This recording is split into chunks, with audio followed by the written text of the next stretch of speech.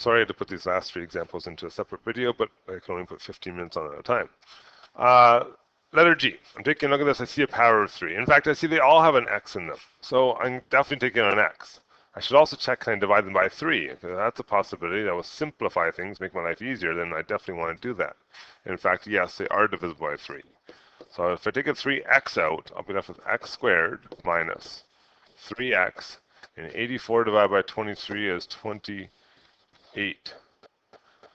And now I check in the middle. Is there things that add to 3 and multiply to 28? Well, if I had to, I can write down my factors. And if you like writing out the factors, there's nothing wrong with that, okay? I'm not going to say you have to, but nothing wrong with it. So 1 and 28, 2 and 14, 3, no, 4 and 7. Hey, 4 and 7, that comes up to 3, right? But I want it to be negative 3, so I have to think about my signs.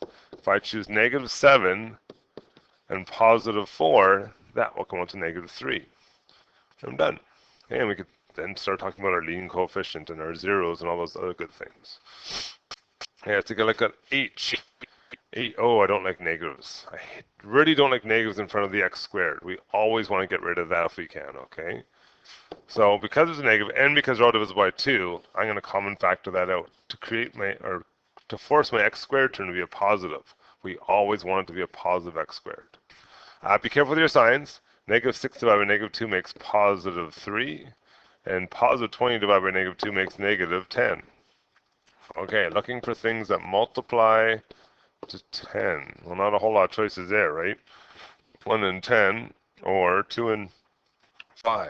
Well, I need 2 and 5 makes 3, as long as it's a positive 5 and a subtract 2. And that works out for my answer. Okay, last one. An x to the 4, a quartic function. X4. Oh, that's not common. I can't common factor out any x's. So I'm going to have to use this x to the 4 somehow. Okay, I need my 2 brackets, and it's a trinomial. Normally at the front, I have an x and an x, because x times x makes x squared. But this time I need an x to the 4. So maybe this time at the front, instead of x times x, I need to have an x squared and an x squared. Because when I multiply that together, it makes an x4. Okay. Just to point out, I could not do x3 and x1. That wouldn't work because when I factor things, my 2 brackets, the front of each bracket has to be exactly the same. Okay, you don't want your brackets to look different. What adds to 7 and multiplies to 18? 1 and 18, 2 and 9. Oh, 2 and 9 makes 7. 9 minus 2. Okay, so plus 9 and minus 2. Okay, and just again to point out over here, if you'd put this in here and you tried foiling that, yeah, you get an x4, but you'd also have a 2x3 in there, a 9x, and the minus 18. And our answer definitely does not have those 2 things in there, right? So be careful when you split things in half that they are actually half and half in each bracket. Okay, and that's day 1 of factoring. This should be a review, just a reminder of some things that we did back in grade 10 and grade 11. But it's been a while, and factoring is a really important skill, so we're going to spend some time on this lesson today.